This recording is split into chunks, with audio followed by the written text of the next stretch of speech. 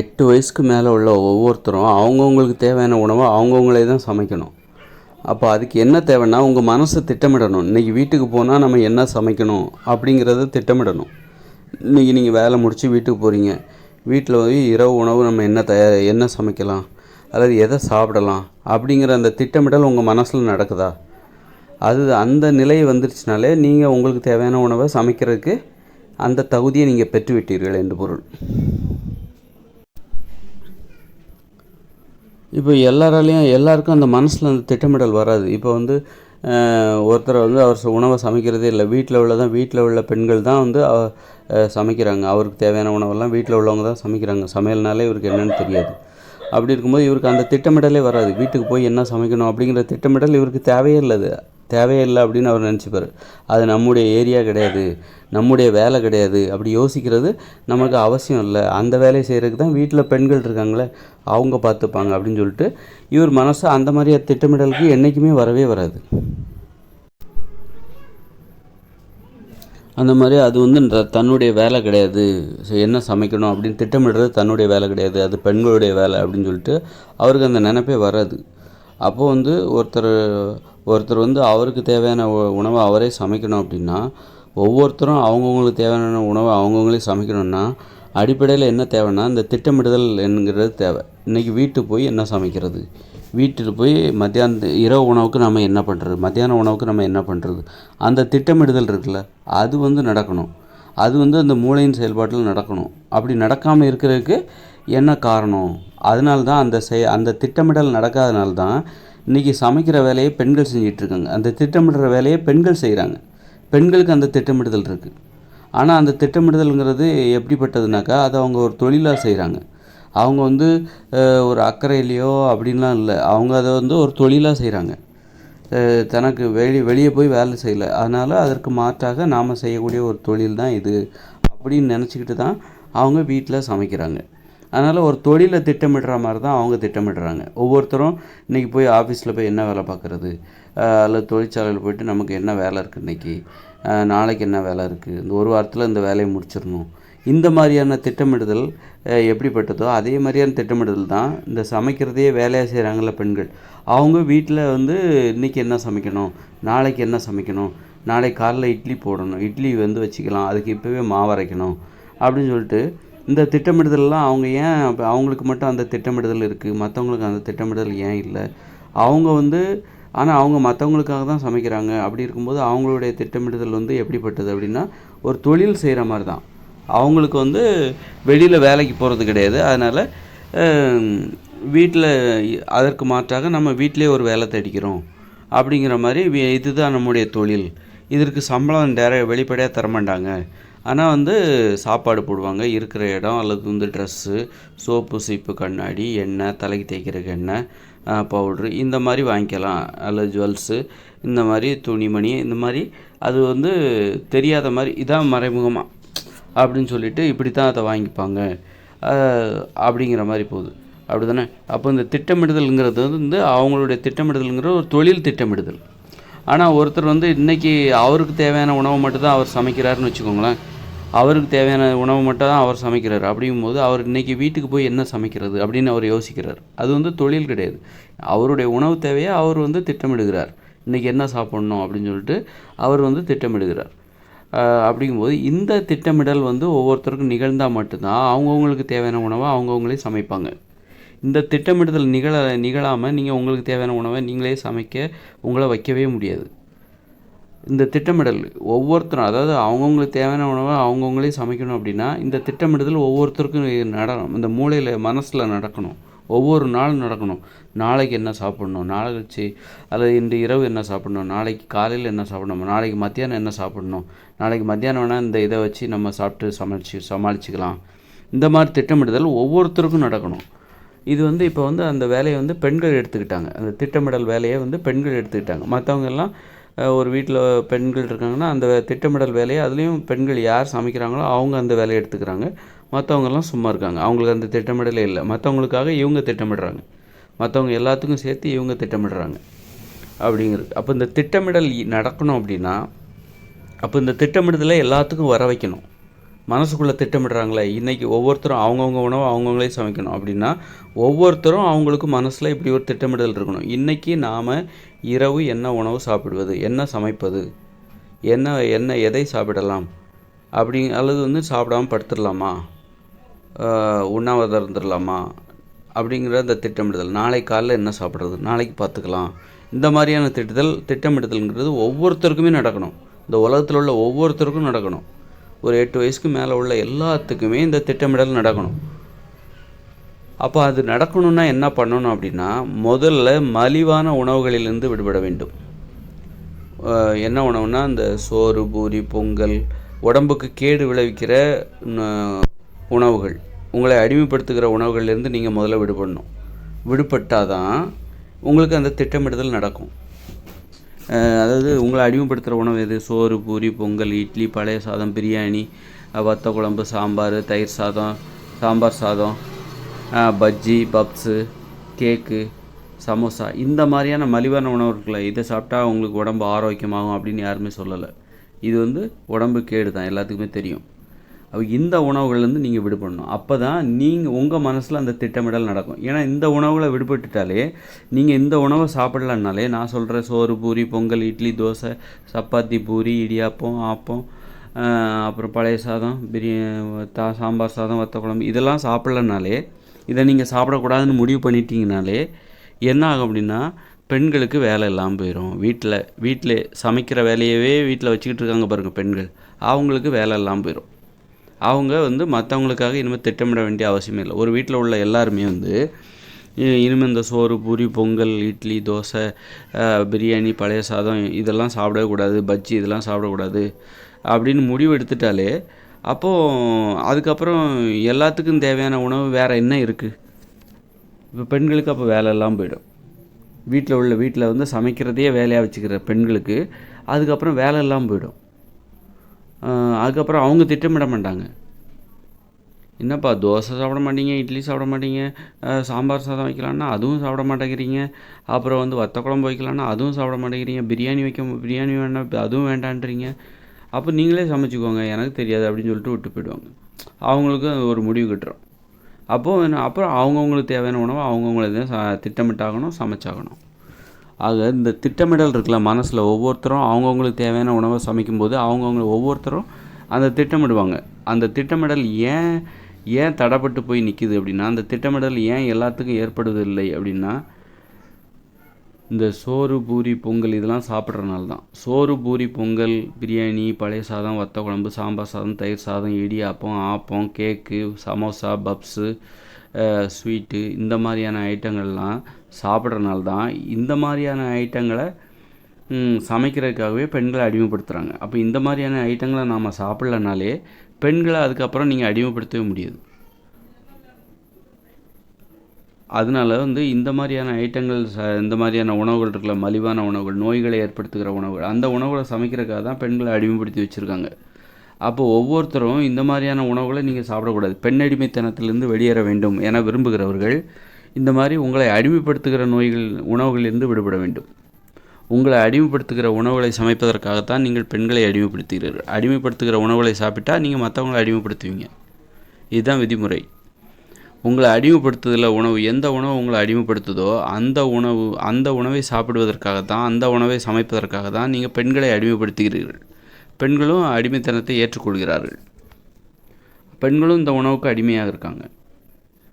அதனால் அவங்க என்ன பண்ணுறாங்க, நான் இந்த உணவை சமைக்கிறதே வேலையாக வச்சுக்கிறேன், வெளியில் போயெல்லாம் என்னால் வேலை பார்க்க முடியும், உங்களுக்கு 3 வேளைக்கும் நான் உங்களை அடிமைப்படுத்துகிற இந்த உணவுகளை சமைக்கிறதே என்னுடைய வேலையாக ஏற்றுக்கிட்டு நான் வீட்டிலே இருந்துக்கிறேன், வீட்டிலே சமைக்கிற வேலையை பார்த்துக்கிறேன், எனக்கு இது ஜாலி தான், வீட்டுக்குள்ளே ஒரு வேலையை தேடிக்கிட்டேன், உங்களுடைய பலவீனம் உங்களுடைய அடிமைத்தனம் எனக்கு நல்ல வசதியாக போச்சு அப்படின்னு சொல்லிட்டு பெண்கள் என்ன பண்ணுறாங்க, இந்த வேலையை எடுத்துக்கிறாங்க. அப்போது பெண்கள்கிட்டருந்து நீங்கள் தப்பிச்சிக்கணும், பெண்களை அடிமைப்படுத்துறது, பெண் அடிமைத்தனத்திலேருந்து தப்பிச்சிக்கணும். அந்த மாதிரி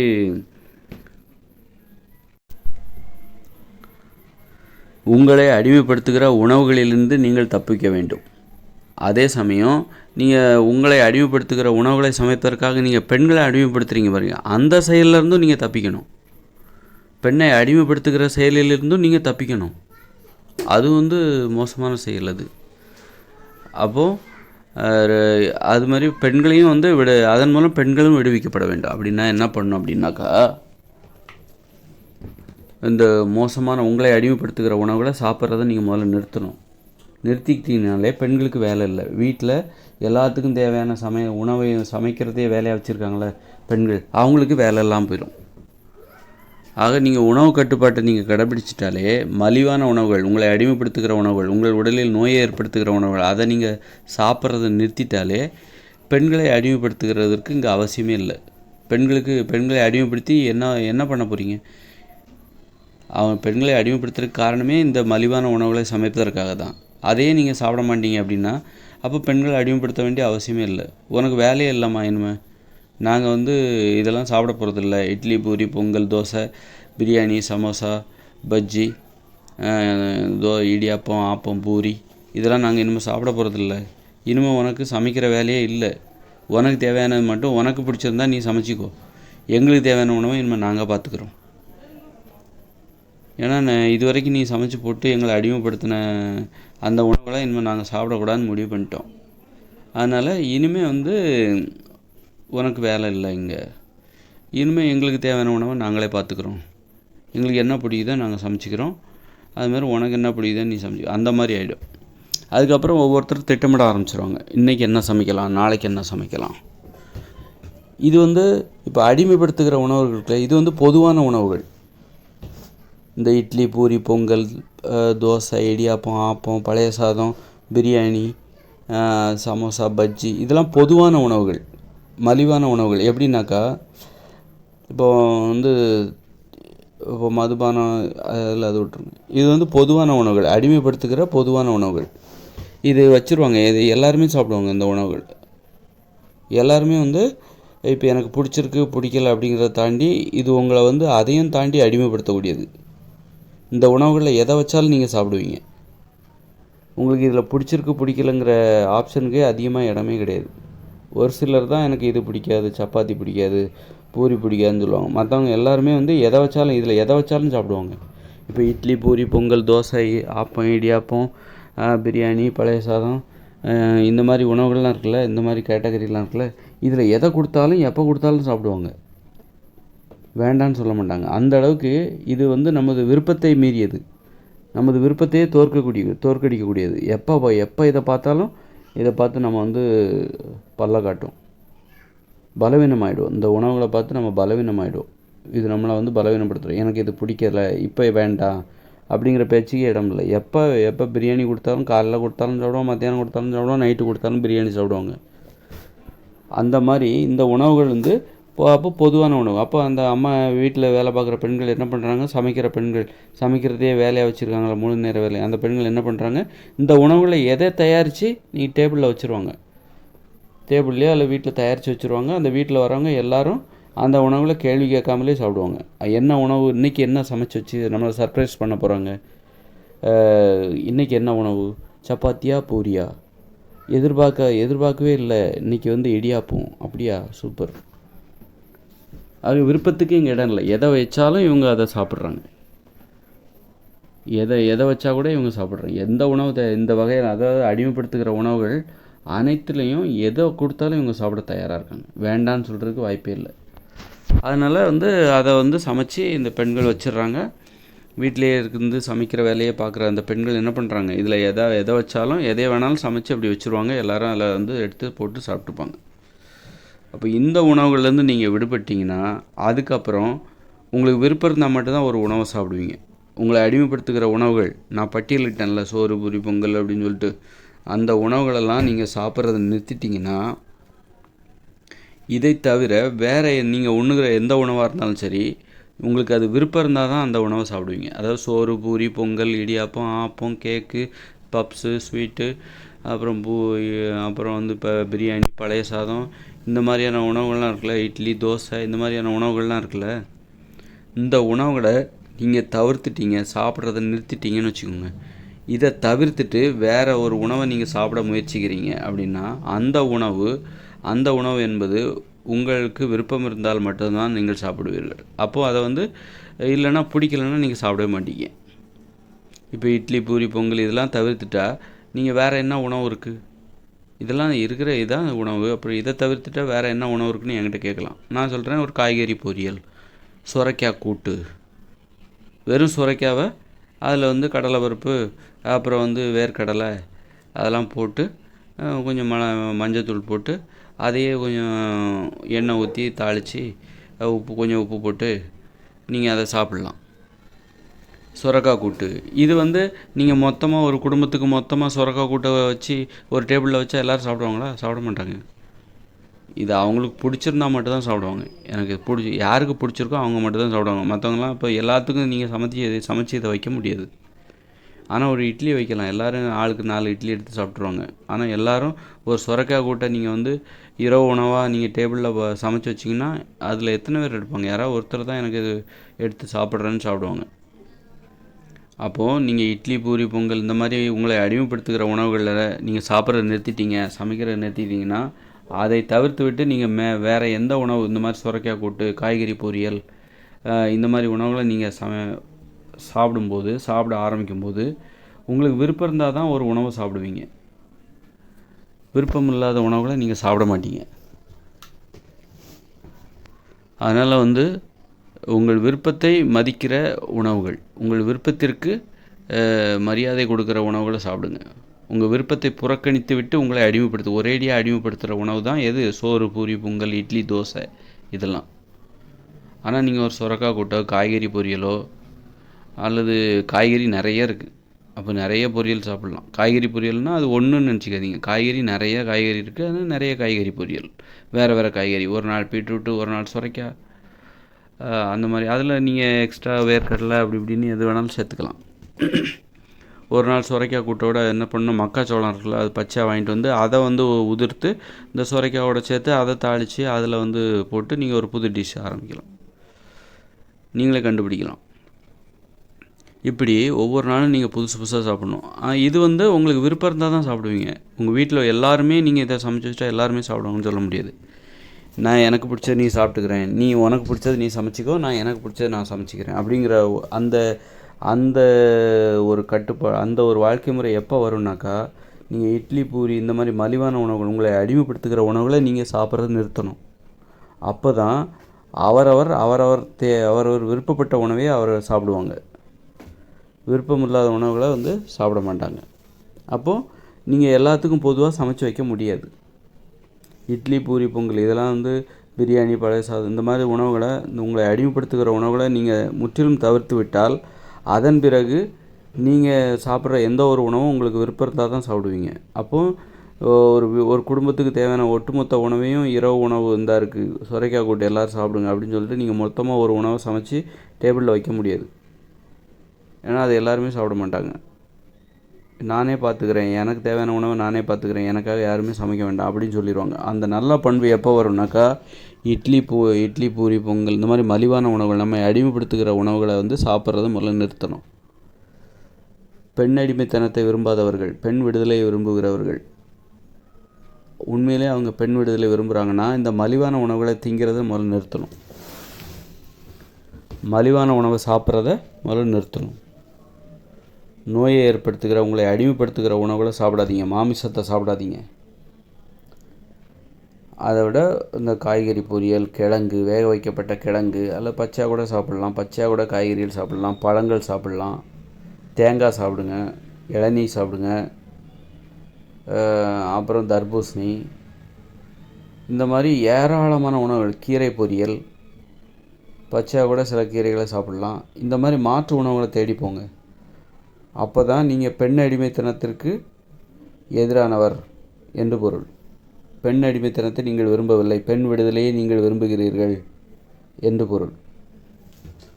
அப்படி இல்லாமல் இட்லி, பூரியை நல்லா சாப்பிட்டுவிட்டு நான் பெண் விடுதலையும் விரும்புகிறேங்க, பெண் அடிமைத்தனம் எனக்கு சுத்தமாக பிடிக்காது அப்படின்னு சொன்னீங்கன்னு வச்சுக்கோங்க, அது வந்து ஏமாற்று வேலை. உங்களுக்கே தெரியாமல் இருக்கலாம், உங்களுக்கு அந்த அறியாமையில் நீங்கள் இருப்பீங்க, தெரிஞ்சே நீங்கள் அதை பண்ண மாட்டீங்க.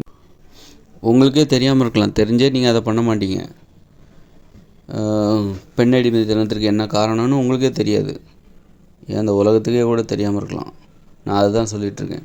மலிவான உணவுகள் தான் பெண் அடிமைத்தனத்திற்கு காரணம்.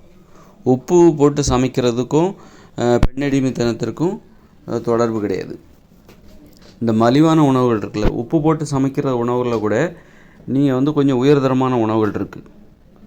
அந்த உணவுகளை சாப்பிட்டு, ஏன்னா உப்பு போட்டு சமைக்கிற உணவுகள் இங்கே தவிர்க்கவே முடியாது, இயந்திர அறிவியல் உலகில் தவிர்க்கவே முடியாது. அப்போ இயந்திர அறிவியல் உலகம் என்றாலே பெண்களை அடிமைப்படுத்தி தான் ஆக வேண்டுமா? அப்படியும் கிடையாது. உப்பு போட்டு சமைக்கிற உணவுகளில் உயர்தரமான உணவுகளை சாப்பிட்ருந்தோன்னு வச்சுக்கோங்க, பெண்களை அடிமைப்படுத்த வேண்டிய அவசியமே இல்லை. நம்ம மலிவான உணவுகளுக்கு அடிமையாயிட்டோம்.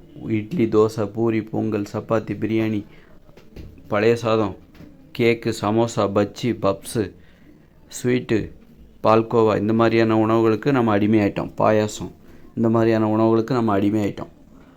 அதை செய்கிறதுக்காக தான், அதை சமைக்கிறதுக்காக தான் பெண்களை அடிமைப்படுத்தினாங்க. சுரைக்காய் கூட்டையோ காய்கறி பொரியலையோ சமைக்கிறதுக்காக பெண்களை அடிமைப்படுத்தலை. அதாவது இட்லி, பூரி, பொங்கல் இந்த மாதிரி உணவுகளை சாப்பிடுவதை முற்றிலும் தவிர்த்து விட்டு சுரைக்காய் கூட்டை சமைப்பதற்காகவோ, காய்கறி பொரியலை சமைப்பதற்காகவோ, கிழங்குகளை வேக வச்சு சாப்பிட்றதுக்காகவோ அல்லது பச்சையாக சாப்பிட்றதுக்காகவோ பெண்களை அடிமைப்படுத்தலை. பெண்களை ஏன் அடிமைப்படுத்தினாங்க? நீங்கள் சாப்பிட்ற டெய்லி உட்காந்து நல்லா சாப்பிட்றீங்களா dosa, paper roast, paper dosa, மல்லிகைப்பூ இட்லி, பழைய சாதம், பிரியாணி, இந்த மாதிரியான உணவுகளை சமைக்கிறதுக்காக தான் பெண்களை அடிமைப்படுத்தினாங்க. அதனால் உண்மையிலே நீங்கள் பெண் அடிமைத்தனத்தை விரும்பலை அப்படின்னா இந்த மாதிரி உணவுகளை சாப்பிடாதீங்க. இந்த உணவுகளை சமைக்கிறதே இங்கே தடை பண்ணிடலாம். பெண் அடிமைத்தனத்தை இந்த அரசாங்கமே விரும்பலைன்னா அவங்க என்ன பண்ணுன்னா இந்த உணவுகளை முதல்ல தடை பண்ணணும். இட்லிக்கு தடை, தோசைக்கு தடை, அது தோசைக்கு தடை வச்சிடணும். தடை வச்சிட்டோன்னு வச்சுக்கோங்க. அப்புறம் இன்னொன்று பண்ணணும் என்னன்னாக்கா, முக்கியமாக அதாவது எது சரியோ அதை வந்து சட்டமாக்கிடணும். எது சரி, என்ன பிரச்சனைகளை ஆராயணும். ஒரு அரசாங்க பிரச்சனைகள் மீது கண்ணும் கருத்துமாக இருக்கணும். என்ன பிரச்சனை, இந்த பிரச்சனைக்கு என்ன தான் காரணம், கவலை அடையணும், இதிலிருந்து மக்களை எப்படி விடுவிப்பது அப்படின்னு சொல்லிட்டு குழம்பி போகணும். அந்த மாதிரி தான் ஒரு அரசாங்கம் இருக்கணும். அப்போது இந்த பெண்ணடிமைத்தனத்துக்கு இந்த உணவுகள் தான் காரணமா அப்படின்னா அதை நீங்கள் இந்த உணவுகளை தடை செய்யாமல் அட்வைஸ் பண்ணிங்கன்னா எதுவும் நடக்காதுங்க. இந்த உணவுகளை சட்டம் போட்டே தடை பண்ணணும். இந்த உணவுகள் போதை உணவுகள், இந்த உணவுகளை நீங்கள் சாப்பிடக்கூடாது, இதை சமைக்கக்கூடாது அப்படின்னு சொல்லிட்டு சட்டம் போட்டே தடுத்துடணும். அப்போ இந்த உணவுகளை சமைக்கலைன்னா பெண்கள் எதுக்காக வீட்டில் சமைக்கிற வேலையை அவங்க செய்ய போகிறாங்க? அவங்களுக்கு வேலையே இல்லை.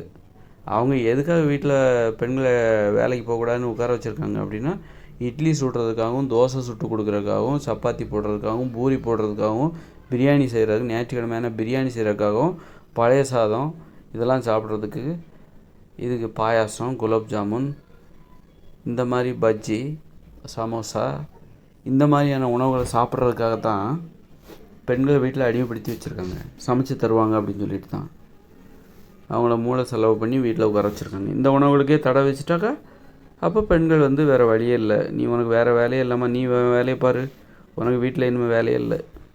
கூட்டி பெருகிறது அதெல்லாம் ஒரு வேலையா? அது பார்த்துக்கலாம், நீ முதல்ல வேலை பாரு. சமைக்கிறது தான் வீட்டில் பெரிய வேலை. அந்த சமைக்கிறது, அப்புறம் அந்த சட்டி பானையை கழுவுறது அப்படின்னு சொல்லிட்டு. அதனால் வந்து பெண் விடுதலை விரும்புகிறவங்க இந்த உணவுகளை சாப்பிடாதீங்க.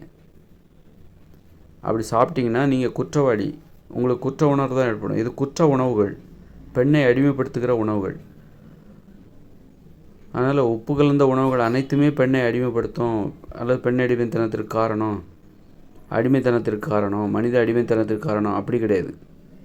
உப்பு கலந்து சமைக்கப்பட்ட அனைத்து உணவுகளுமே மனித உயிர்களை அடிமைப்படுத்தாது.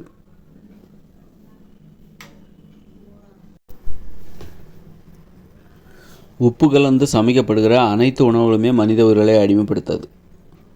அப்போது உப்பு கலந்து சமைக்கப்படுகிற உணவுகளில் எது உயர்வானது என்றால் நம்மை அடிமைப்படுத்தாத உணவுகள் தான் உயர்வானது. அது மாதிரி இனிப்பு கலந்து இந்த அல்வா இது கூட நம்மளை அடிமைப்படுத்தும். பூந்தி, திருப்பதி லட்டு இப்படி அடிமைப்படுத்தும். அதில் ஏதாவது சத்து இருக்கான்னா ஒன்றும் கிடையாது. அது நமக்கு சுவையாக இருக்கும், அவ்வளோதான். மற்றபடி அதில் என்ன, அது சாப்பிட்டா விட்டமின் இ இருக்குது, சி இருக்குது. திருநெல்வேலி அல்வாவில் விட்டமின் சி இருக்குது, திருப்பதி லட்டில் ஃபைபர் இருக்குது அப்படிலாம் ஒன்றும் கிடையாது. விட்டமின் ஏ அதில் நிறையா இருக்குது. கண்ணு நல்லா தெரியும். திருப்பதி லட்டை சாப்பிட்டா கண்ணு நல்லா தெரியும். டெய்லி ஒரு கைப்பிடி திருப்பதி லட்டை சாப்பிடுங்க அப்படின்னா இருக்குது. அப்படி கிடையாது, சுவையாக இருக்குது, அவ்வளோதான். ஆக இந்த மாதிரியே எதெல்லாம் அடிமைப்படுத்துதுங்கிறது மக்களுக்கு தெளிவாக தெரியும். அதெல்லாம் தடை பண்ணிடணும். தடை பண்ணிட்டாலே பெண் விடுதலை ஈஸியாக வந்துடும். பெண் விடுதலை என்பது எளிதாக கிடைத்தது. இன்னும் நிறைய நடைமுறைகள் இருக்குது. பெண்கள் ஏன் வெளியே வேலைக்கு போக மாட்டேங்கிறாங்க? ஆண்களும் பெண்களும் சேர்ந்து வேலை செய்கிறாங்க. பெண்களும் சேர்ந்து படிக்கிறாங்க. அதனால் பள்ளிக்கூடத்துக்கு அனுப்புறதுக்கும் வேலை செய்ய அனுப்புறதுக்கும் பெற்றோர்கள் பயப்படுறாங்க. ஆனால் வேறு வழி இல்லை, பயந்துக்கிட்டே பிள்ளைகளை படிக்க அனுப்புகிறாங்க. அப்போ ஆண்கள் தனியாகவும் பெண்கள் தனியாகவும் படிக்கணும், ஆண்கள் தனியாகவும் பெண்கள் தனியாகவும் வேலை பார்க்கணும். அப்போ பெற்றோர்களுக்கு பயமே கிடையாது. வேலையை பற்றியும் பயம் இல்லை, படிப்பை பற்றியும் பயம் இல்லை. இப்படி பெண் அடிமைத்தனத்திற்கு நிறைய காரணங்கள் இருக்குது. வலுவான காரணங்கள் நிறைய இருக்குது. அதில் உணவு சமைக்கிற அந்த மலிவான உணவுகள் இருக்குல்ல, நம்ம அடிமைப்படுத்துகிற உணவுகள், அதை சமைக்கிறாங்கள, அதுவும் ஒரு காரணம். அந்த உணவுகளும் ஒரு காரணம். அதை சமைக்கிறதுக்காக தான் பெண்களை அடிமைப்படுத்துனாங்க, அது ஒரு காரணம். அப்புறம் ஏன் வீட்டிலே பெண்கள் முடங்குறாங்க, வெளியில் ஏன் பயப்படுறாங்க? வெளியிலன்னா எங்கே? பள்ளிக்கூடம் அல்லது கல்லூரி, அப்புறம் வேலை பார்க்குறதுக்காக வெளியில் போவாங்க. அங்கேயும் பயப்படுறாங்க. அங்கே ஆண்களும் பெண்களும் சேர்ந்து படிக்கிறாங்க, சேர்ந்து வேலை செய்கிறாங்க. தொழிலில் ஆண்களும் பெண்களும் சேர்ந்து வேலை செய்கிறாங்க. அப்போ பெண்களுக்கு பாதுகாப்பு இல்லை. அதனால் வேலைக்கு போகிறதுக்கு அவங்களுக்கு பெண்கள் கண்டிப்பாக வேலைக்கு போகணும் அப்படிங்கிற கருத்துக்கு ஆதரவு இல்லை. இப்படி நிறைய காரணங்கள் இருக்குது. அப்போ தாய்மொழியில் கல்வி இல்லை, அதன் மூலமும் வேலையும் படிப்பும் ரொம்ப கடினமாக இருக்கிறது. இப்படி நிறைய காரணங்கள் இருக்குது. அதனால் வெறும் ஒரு விஷயத்தை மட்டும் பண்ணிட்டாலே பெண் அடிமைத்தனத்திலேருந்து விடுபட்டு விட முடியாது. ஆனால் இதில் உள்ள ஒவ்வொரு விஷயத்தையும் நம்ம கண்டிப்பாக பின்பற்றி ஆகணும், நடைமுறைப்படுத்தியே ஆகணும். அப்போ தான் அதில் நம்ம பெண் அடிமைத்தனத்திலேருந்து விடுபட முடியும், பெண்களை மீட்டெடுக்க முடியும், பெண் விடுதலை பெற முடியும். அதனால் உப்பு கலந்து சமைக்கப்பட்ட உணவுகள் அனைத்துமே நம்மளை அடிமைப்படுத்தாது. அதில் நிறைய உணவுகள், காய்கறி பொரியல்லாம் யாரையும் அடிமைப்படுத்தாது. கஷ்டமாக தான் இருக்கும், சாப்பிட்றது கஷ்டமாக தான் இருக்கும். சுரைக்காய் கூட்டு, முட்டைக்கோஸ் பொரியல், இதெல்லாம் நம்மளை அடிமைப்படுத்தாது. வேக வைக்கப்பட்ட மரவள்ளி கிழங்கு, இதெல்லாம் அடிமைப்படுத்தாது. ஆனால் ஒரு பாயாசம், குலோப் ஜாமுன், இதெல்லாம் நம்மளை அடிமைப்படுத்தும். பரோட்டா, விருதுநகர் எண்ணெய் பரோட்டா, இதெல்லாம் நம்மளை அடிமைப்படுத்தும். திருநெல்வேலி அல்வா, திருப்பதி லட்டு, இதெல்லாம் நம்மளை அடிமைப்படுத்தும். சமோசா, பஜ்ஜி, இதெல்லாம் நம்மளை அடிமைப்படுத்தும். மழை நேரத்தில் அப்படி பஜ்ஜி போட்டு சாப்பிட்டா எப்படி இருக்கும்? அது மாதிரி அரிசி முறுக்கு, ஸ்வீட்டு, இதெல்லாம் நம்மளை அடிமைப்படுத்தும். அதனால் இந்த உணவுகளை சாப்பிடக்கூடாது. இந்த உணவுகளுக்கு தடை விதிக்கணும். எதெல்லாம் நமக்கு அதே உப்பு போட்டு சமைக்கப்பட்டுகிற உணவுகளில் எதெல்லாம் நம்மளை அடிமைப்படுத்தலையோ அதுக்கெல்லாம் அனுமதி வழங்கிடணும். அது மாதிரி இனிப்பு உணவுகள்லையும் நமக்கு அடிமைப்படுத்தாத உணவுகளுக்கு நம்ம அனுமதி வழங்கிடணும். அப்போ தான் இந்த பெண் அடிமைத்தனத்துலேருந்து நம்ம விடுபட முடியும். ஒவ்வொருத்தரும் விடுபடுங்க. பெண் அடிமைத்தனம், பெண் விடுதலை வேணும் அப்படின்னு கூப்பாடு போடுறாங்கல்ல மக்கள், நிறைய பேர் போராடுறாங்கல்ல, அவங்க முதல்ல இப்போ நான் சொல்கிற கருத்தில் அவங்களுக்கு உடன்பாடு இருந்ததுன்னா ஓகே, அப்போ அது உடன்பாடு கரெக்டு தான் அப்படின்னு தோணுதா, அப்போ நீங்கள் அதை நடைமுறை தெரிஞ்சதுக்கப்புறமும் திரும்பவும் நீங்கள் அதே உணவுகளை சாப்பிட்டீங்கன்னா இப்போ நீங்கள் அந்த பெண் அடிமைத்தனத்திற்கு நீங்களும் ஒரு காரணம். இப்போ எனக்கு அந்த குற்ற உணர்ச்சி இருந்தது, அதனால தான் நான் இந்த உண்மைகளை கண்டுபிடிக்கிறேன். மற்றவங்கள மாதிரி நாம் இருக்கக்கூடாது, அவங்களுக்கும் நம்மளுக்கும் என்ன வித்தியாசம், அதனால் அவங்க பண்ணுற தப்பை நாம் பண்ணக்கூடாது. அப்போ இதுக்கான காரணம் என்ன, அடிப்படையான காரணம் என்ன, எங்கேருந்து இந்த மாதிரியான குற்றங்கள் ஆரம்பிக்குது, பெண் அடிமைத்தனம்னா முதல்ல என்ன, ஆண் சர்வாதிகாரம்னா என்ன, இந்த உணர்வுகள் ஏன் எங்கேருந்து உருவாகுது அப்படின்னு ஆராய்ச்சி பண்ணும்போது எனக்கு எப்படி இந்த மாதிரியான விடைகள் கிடைக்குது. அதன் மூலம் நான் என்னை குற்ற உணர்விலிருந்து நான் என்னை விடுவித்துக் கொள்கிறேன். அந்த குற்றத்திலிருந்து நான் என்னை விடுவித்துக் கொள்கிறேன். நானும் குற்றவாளியாக தான் இருந்தேன், நானும் என்னை இந்த மாதிரி ஆராய்ச்சி பண்ணி நான் என்னை விடுவித்துக் கொள்கிறேன். அப்புறம் ஹோட்டல் தொழிலுக்கும் உணவுங்களை தோசை, பூரி, பொங்கல் சுட்டு வியாபாரம் பண்ணுறாங்களே, அதுக்கும் தடை வச்சிடணும். பொதுவாக இட்லி, பூரி, பொங்கல், தோசை, இடியாப்பம், ஆப்பம், பிரியாணி, இதுக்கெல்லாம் தடை வச்சிட்டாலே அப்போ ஹோட்டலுக்கு வேலையே இல்லை. ஹோட்டலில் வியாபாரம் பண்ணுறதுக்கு அவங்களுக்கு உணவே கிடையாது. ஃப்ரைட் ரைஸ் எல்லாத்துக்கும் நம்ம தடை வச்சிடணும். வீட்லேயும் தடை வச்சிடணும், வெளியிலையும் தடை வச்சிடணும். ஏன்னா இதுதான் பெண் அடிமைத்தனத்துக்கு காரணம். பெண்களை அடிமைப்படுத்துவதற்கே இந்த மாதிரி உணவுகளை சமைக்கிறதுக்காக தான் பெண்களை அடிமைப்படுத்தினாங்க. நம்ம அடிமைப்படுத்துகிற உணவுகளை சமைப்பதற்காக தான் பெண்களை அடிமைப்படுத்தினாங்க. அப்படி இருக்கும்போது அந்த உணவுகளுக்கு நம்ம தடை வச்சிட்டாக்கா பெண்களை இனிமேல் அடிமைப்படுத்த வேண்டிய அவசியமே இல்லை. பெண்களை அடிமைப்படுத்தி இனிமேல் அவங்கள என்ன வேலை செய்ய வைக்க போகிறோம்? சமைக்கிறது தான் அவங்களுக்கு மிக முக்கியமாக, அவங்கள அடிமைப்படுத்துனதுக்கு அதான் காரணம்.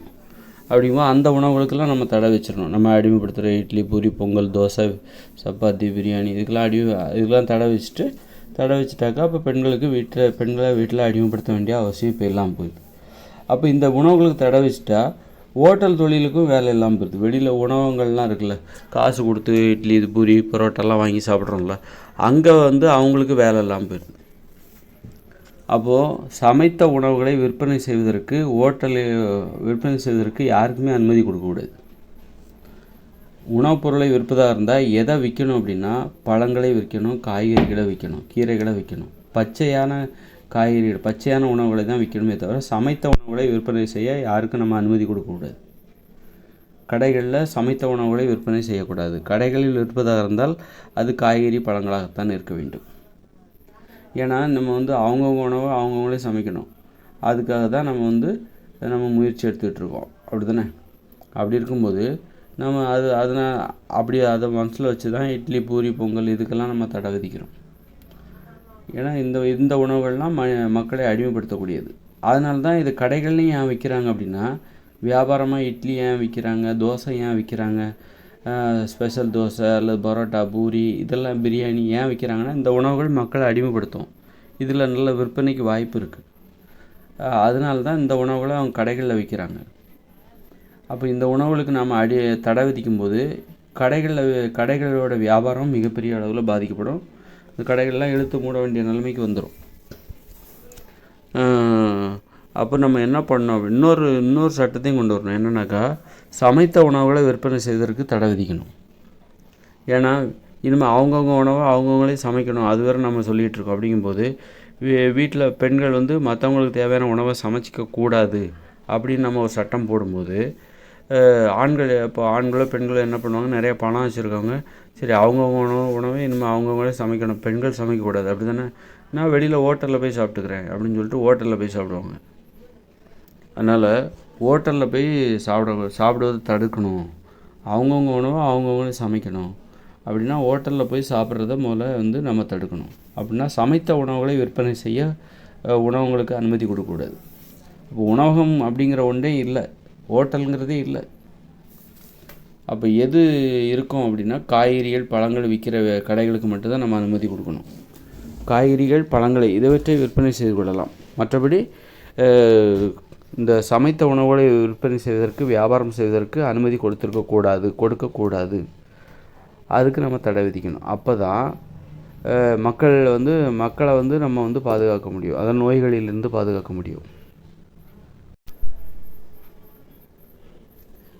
நோய்கள் உருவாவதற்கு இந்த ஹோட்டல்களும் காரணம், இந்த உணவகங்களும் காரணம். உணவுகளை சமைச்சு விற்பனை செய்கிற ஹோட்டல்களும் நோய்கள் உருவாவதற்கு காரணம். இவங்க என்ன பண்ணுறாங்க, ருசிக்காக கலப்படம்லாம் சேர்க்குறாங்க, அதெல்லாம் செய்கிறாங்க. இன்னொன்று அவங்கவுங்க உணவை அவங்கவுங்களே சமைக்கணும். அது ஒரு சமையல் கலை, அது எல்லாத்துக்குமே தெரிஞ்சிருக்கணும். அந்த கலை எல்லாத்துக்கும் தெரிஞ்சிருக்கணும். சமைக்கிற அந்த பணி தெரியாதனாலையும் பெண்களை அடிமைப்படுத்துகிறாங்க. எனக்கு சமைக்க தெரியாது அப்படின்னு சொல்லிட்டு பெண்களை அடிமைப்படுத்துறதுக்கு அதுவும் ஒரு காரணம். அதனால் எல்லாருமே சமைக்க கற்றுக்கணும், தினம் சமைக்கணும். எனக்கு சமைக்க தெரியும் ஆனால் நான் சமைக்கிறது இல்லை அப்படின்னு சொல்லக்கூடாது. தினம் சமைக்கணும். அப்போ சமைக்கிறதுக்கு எது தடையாக இருக்குது, ஒருத்தர் சமைக்கிறதுக்கு எது தடையாக இருக்குது அப்படின்னா, ஒன்று பெண்கள் தடையாக இருக்காங்க. மற்றவங்க சாப்பாடெல்லாம் இவங்க சமைக்கிறாங்க. வீட்டில் உள்ள மற்ற எல்லாத்துக்கும் தேவையான சாப்பாட்டை பெண்கள் சமைக்கிறதுனால மற்றவங்களுக்கு சமைக்க தெரியாமல் போயிடுது. அப்போ பெண்களே எதிரியாக இருக்காங்க. அப்புறம் இன்னொன்று இந்த ஹோட்டல். இப்போ ஒருத்தர் பேச்சுலராக இருக்கார், அப்போ அவருக்கு சமைக்கணும், அவர் சமைக்க தெரில, சரி ஹோட்டலில் போய் சாப்பிட்றாரு. ஹோட்டல் இல்லைன்னா அவர் வேறு வழியே இல்லை, சமைச்சு தான் ஆகணும். அதனால் ஹோட்டலுக்கு நம்ம தடை விதிக்கணும். ஏன்னா பெண்ணடிமைத்தனத்திற்கு இந்த ஹோட்டலும் ஒரு காரணம். அதாவது உணவகங்கள் நான் சொல்கிறேன், உணவகங்களும் ஒரு காரணம்.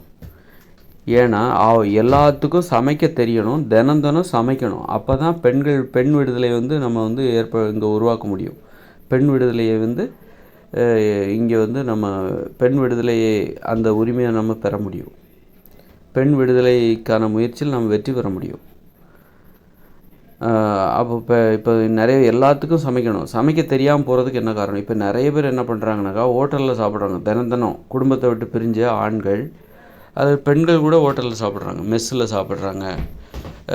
அதுக்கெல்லாம் என்ன காரணம் அப்படின்னா, அவங்க ஏன் ஹோட்டலில் சமைக்க தெரியல, அவங்களுக்கு சமைக்க தெரியாத போதும் அவங்க சமைக்கிறத கற்றுக்க மாட்டேங்கிறாங்க. அவங்க ஹோட்டலில் போய் சாப்பிட்டுக்கிறாங்க. காசு நிறையா இருக்குது, ஆனால் இப்போ ஹோட்டலில் போய் கொடுத்து காசு சமைச்சு சமைச்சு சாப்பிடாம ஹோட்டலில் சமைத்த உணவுகள் விற்பனை செய்து அதை போய் வாங்கி சாப்பிட்டுக்கிறாங்க. அப்புறம் இன்னொன்று என்ன பண்ணுறாங்க, வீட்டில் வேலைக்கு ஆள் வச்சு வீட்டில் உணவை சமைச்சிக்கிறாங்க. அப்போ அதுக்கும் தடை விதிக்கணும். வீட்டில் வேலைக்கு வச்சு ஆள் வைக்கிற அந்த நடைமுறையே தடை பண்ணணும். ஏன்னா இதுவும் வந்து ஒவ்வொருத்தரும் சமைப்பதற்கு சமைக்க தெரியாமல் போகிறதுக்கு நிறைய பேர் சமைக்க தெரியாமல் போகிறதுக்கு இதுவும் ஒரு காரணம். எது, வீட்டில் வேலைக்கு ஆள் வைக்கிறாங்கல்ல, மாத சம்பளத்துக்கு வீட்டு வேலைகளை செய்வதற்கு, வீட்டில் சமைப்பதற்கு, உணவு சமைப்பதற்கு ஆள் வைக்கிறாங்கள்ல, இதுவும் என்னென்னாக்கா சமைக்க தெரியாமல் போகிறது காரணம். நிறைய பேர்த்துக்கு ஏன் சமையல் தெரியலை அப்படின்னா அதுக்கு வந்து 2-3 காரணம் இருக்குது. ஒன்று வந்து பெண்கள் வந்து வீட்டில் உள்ள மற்றவங்களுக்கு தேவையான உணவை சமைச்சிட்றாங்க. அதனால் நிறைய பேருக்கு வந்து சமைக்க தெரிய மாட்டேங்குது. இப்போ உள்ள பெண்களுக்கு கூட, இந்த காலேஜில் படிக்கிற பெண்கள் கூட சமைக்க தெரிய மாட்டேங்குது. ஆண்களுக்கு சுத்தமாக தெரியல.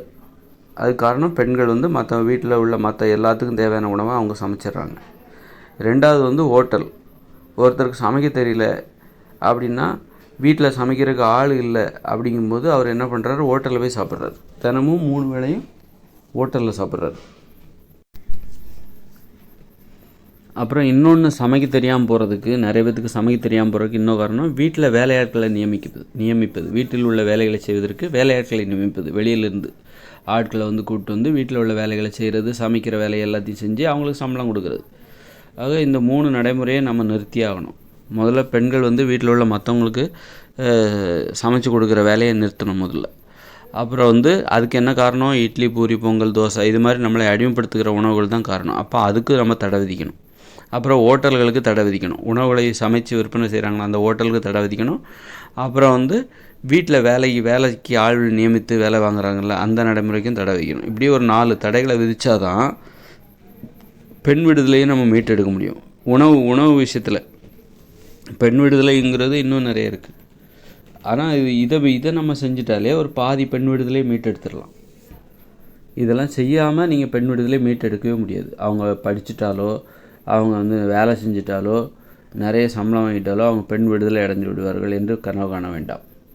பெண் விடுதலை என்பது எப்படியெல்லாம் நம்ம அதை சாத்தியப்படுத்த முடியும், இதை செய்யாமல் நான் சொன்ன இந்த வழிமுறைகளை பின்பற்றாமல் நீங்கள் பெண் விடுதலை சாத்தியப்படுத்தவே முடியாது. இப்போ ஹோட்டல் தொழிலுக்கெலாம் நம்ம தடை போட்டோம் அப்படின்னா அவங்கவுங்க உணவு அவங்கவுங்களே தான் சமைச்சாகணும். அதே நேரத்தில் இப்போ அப்படின்னா அந்த லாரி ஓட்டுறாங்க நிறைய பேர்.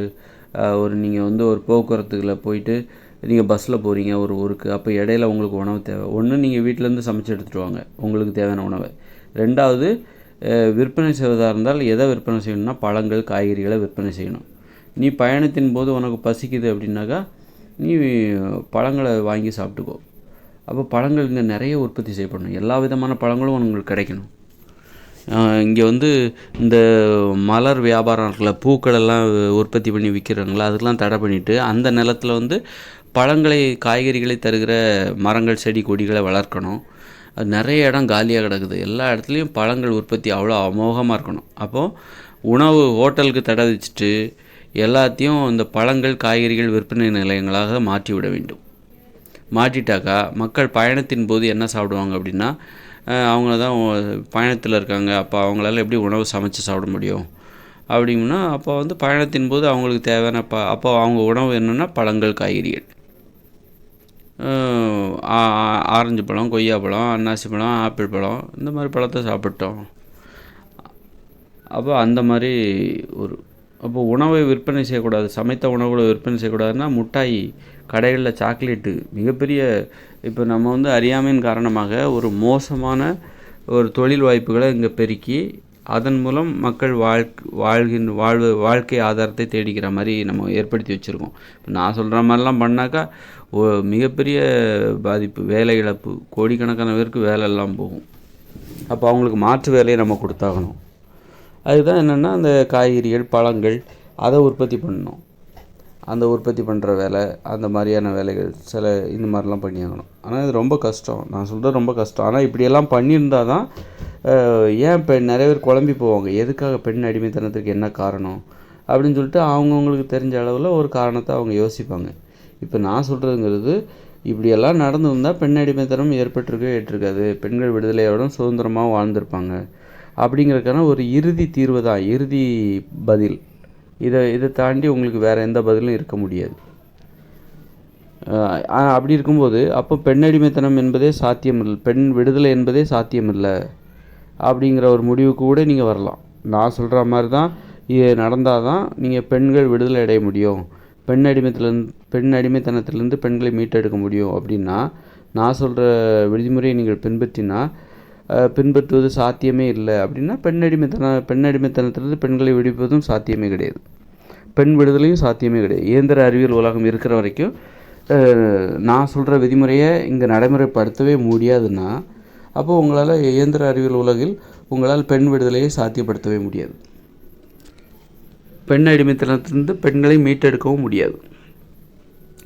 ஏன்னா பெண் அடிமைத்தனத்திலிருந்து பெண்களை மீட்டெடுக்க வேண்டுமென்றால் அதற்கான நடைமுறைகள் என்னென்னாக்கா, ஆண்களும் பெண்களும் தனித்தனியாக கல்வி கற்கணும், ஆண்களும் பெண்களும் தனித்தனியாக தொழில் செய்யணும். அப்புறம் இன்னொன்று என்னென்னாக்கா, பெண்கள் கட்டாயம் வேலைக்கு போகணும். குடும்ப பொருளாதாரத்தில் ஆண்கள் பெண்களும் சரிசமமாக அந்த பங்கு எடுத்துக்கணும். ஆண் 10,000 கொடுக்குறான்னா ஒரு குடும்பத்திற்கு பெண்ணும் 10,000 கொடுக்கணும். ஆண் கூட 2,000 அதிகமாக கொடுப்பான். ஏன்னா இப்போ குடும்பத்தின் தலைமை பொறுப்பு ஆணிடம்தான் இருக்கிறது இந்த இயந்திர அறிவியல் உலகில். அதனால் கூடுதலாக 2,000 தான் கொடுக்கணும். இந்த மாதிரி தான் இருக்கணும். அப்புறம் ஆணின் உழைப்பை சுரண்டுவதற்கு பெண்களை அனுமதிக்கக்கூடாது. இந்த மாதிரி ஒரு நியாயமான நடைமுறை. அதுக்கப்புறம் இட்லி, பூரி, பொங்கல், தோசை இந்த மாதிரி மலிவாக நம்மை அடிமைப்படுத்துகிற உணவுகளுக்கு தடை விதிக்கணும். சாக்லேட்டு, பப்ஸு, பரோட்டா இந்த மாதிரி உணவுகளுக்கு தடை விதிக்கணும். அப்புறம் உணவுகளை சமைத்து விற்கிற ஹோட்டல்களுக்கு தடை விதிக்கணும். வீட்டில் பெண்கள் மற்றவங்களுக்கு தேவையான உணவுகளை சமைச்சு கொடுக்கக்கூடாது. 8 வயசு கீழே உள்ள குழந்தைகளுக்கு சமைச்சு கொடுக்கலாம், ஆனால் 8 வயசுக்கு மேலே உள்ளவங்களுக்கு பெண்கள் சமைச்சு கொடுக்கக்கூடாது. அப்போது ஒவ்வொருத்தருக்கும் தனித்தனி வீடு கொடுக்கணும். 8 வயதுக்கு மேலே உள்ள ஒவ்வொருத்தருக்கும் தனித்தனி வீடு கொடுக்கணும். ஒருத்தர் வீட்டுக்குள்ளே இன்னொருத்தர் போகக்கூடாது. அப்படி இருந்தால் தான் ஒரு பெண்ணை பாதுகாக்க முடியும். இல்லைன்னா பெண் என்ன பண்ணுவாங்க, அடுத்தவங்க வீட்டில் உள்ள மற்றவங்களோட வேலையை இவங்க செய்து கொடுக்க ஆரம்பிச்சிருவாங்க. அப்போ பெண்களை நம்ம பாதுகாக்கணும் அப்படின்னா இந்த மாதிரி ஏற்பாடெல்லாம் இருக்குது. அப்புறம் வீட்டில் வேலைக்காரங்க வச்சுக்கிறதுக்கு தடை விதிக்கணும். எல்லாருக்குமே சமைக்க தெரியணும். அப்போ தான் பெண்களை பாதுகாக்க முடியும், பெண் அடிமைத்திலிருந்து பெண்களை மீட்டெடுக்க முடியும். ஹோட்டல்களுக்கு தடை விதிக்கணும், அதாவது உணவுகளை சமைத்து விற்கிற ஹோட்டல்களுக்கு தடை விதிக்கணும். அப்புறம் வீடுகளில் இட்லி, பூரி, பொங்கல், தோசை இதை ஒட்டுமொத்தமாகவே தடை விதிக்கணும். அப்புறம் வீடுகளில் வேலைக்கு ஆள் வச்சுருக்கு தடை விதிக்கணும். இப்படி நான் சொல்கிற இவ்வளோ நடைமுறைகளை உங்களால் நடைமுறைப்படுத்தவே முடியாதுன்னா கண்டிப்பாக அப்போ பெண் விடுதலை என்பதும் சாத்தியமில்லை. பெண் அடிமைத்தனம் என்பது வேறு வழியே இல்லை. பெண் அடிமைத்தனத்திலேருந்து பெண்களை மீட்டெடுக்க முடியல. உங்களுக்கு பெண் விடுதலை தான் எனக்கு முக்கியம் அப்படின்னா கண்டிப்பாக அதுக்காக எதை வேணாலும் நீங்கள் செய்வீங்க அப்படின்னா கண்டிப்பாக அதை அப்போ சாத்தியப்படுத்திடலாம். நிறைய வேலை இழப்பு ஏற்படும், ஆனால் அதுக்கு மாற்றாக அவங்களுக்கு இன்னொரு வேலை கொடுக்கலாம். அது ஒன்றும் பெரிய விஷயமே கிடையாது. நீங்கள் வேலை இழப்பு ஏற்படும், பல கோடி பேர் இந்த ஹோட்டல் தொழிலை நம்பியிருக்காங்க.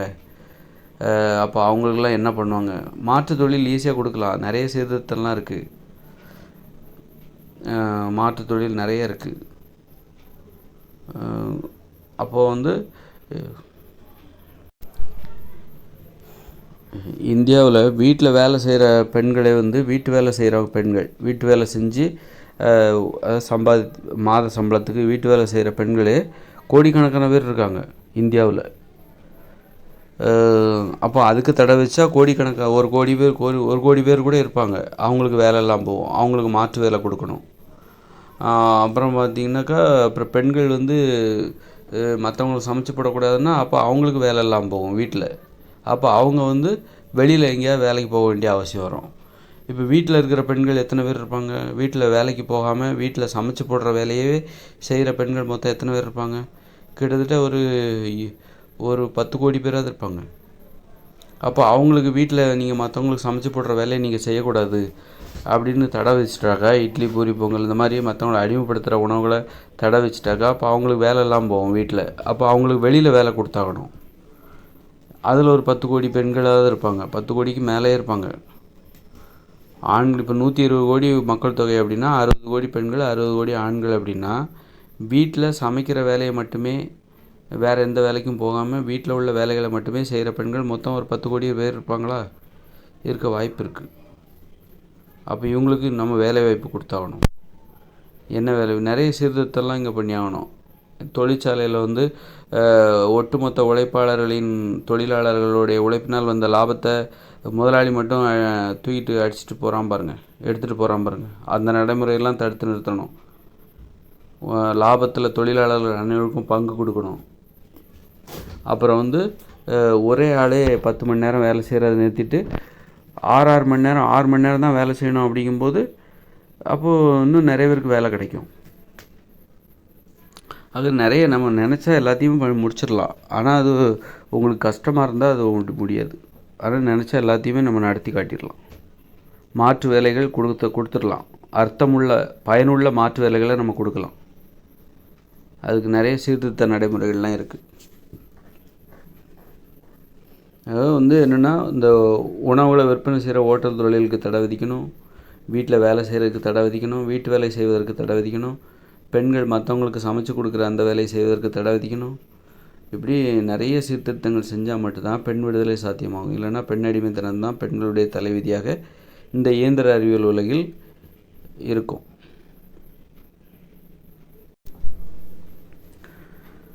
காய்கறிகள், பழங்கள் இதைத்தான் விற்பனை செய்யணும். அது மாதிரி இப்போது நிறைய லாரி டிரைவர் இருக்காங்க. அவங்களுக்கு அவங்களுக்கு சாப்பாடு தேவை. அப்போ வேணா காய்கறி பழங்களை சாப்பிட்டு ஓட்டுவாங்களா? இல்லை உப்பு போட்டு அவங்க சமைச்சு சாப்பிட்ணுன்னு ஆசைப்படுவாங்க. அது சோறு, பூரி, பொங்கல் எதுக்கு தடை விதிச்சாச்சு. அப்படி இருக்கும்போது வேறு உணவுகளையாவது அவங்க சமைச்சு சாப்பிட்ணும்ல. அப்போ அவங்களே ஸ்டவ் வச்சுக்க வேண்டியதான். அதுக்கு ஏதாவது நம்ம ஏற்பாடு பண்ண வேண்டியதான். அங்கங்கே ஏதாவது சமைக்கிற சமையல் அறைகள் கட்டி கொடுத்துடணும். நீங்களே உங்கள் உணவை சமைச்சிக்கோங்க அப்படின்னு கூட வச்சுக்கலாம். அது மாதிரி நம்ம யோசித்தா நமக்கு கற்பனை வளம் நமக்கு இருக்கும். நம்மக்கிட்ட கற்பனை வளம் இருக்குது. அந்த கற்பனை வளத்தை வச்சுக்கிட்டு நம்ம மாற்று ஏற்பாடுகள் மக்களுக்கு கொடுக்கலாம். நம்முடைய நோக்கம் என்னவாக இருக்கணும் அப்படின்னா, மக்களுக்கு வந்து மக்களை மகிழ்ச்சியாக வாழ வைக்கணும், ஆரோக்கியமாக வாழ வைக்கணும். மக்கள் இங்கே பிரச்சனைகள் இருக்கக்கூடாது, யாரும் வந்து பாதிக்கப்படக்கூடாது. அந்த பொதுவான நோக்கம், தூய்மையான பொதுநலம் அது இருக்கணும். அது இருந்துட்டால் எதை வேணாலும் நம்ம சாதிக்கலாம், எதை வேணாலும் நடத்தி காட்டலாம். சுயநலனோடு ஆட்சி செய்கிற அரசியல்வாதிகளை வச்சு நல்ல காரியங்கள் எதையுமே செய்ய முடியாது. கெட்ட காரியங்களை தான் செய்ய முடியும். அதனால் வந்து பொதுநலன், தூய்மையான பொதுநலன் வேணும். அது இருந்தால் எதை வேணாலும் நம்ம சாதிக்கலாம் இங்கே இந்த உலகத்தில்.